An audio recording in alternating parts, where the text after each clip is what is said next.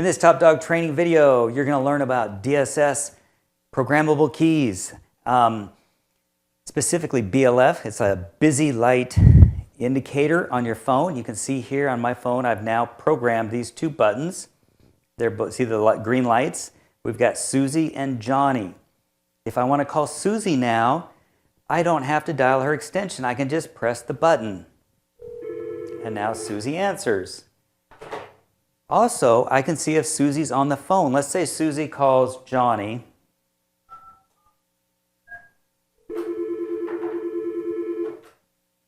Now they're both on the phone. Now look, they both turn red. I can tell that they're both on the phone, so there's no reason to try calling them right now. As soon as they hang up and their call ends, look, now they turn green. Now they're available. Okay, in this video we learned about some options on DSS BLF keys. I'll see you in the next video.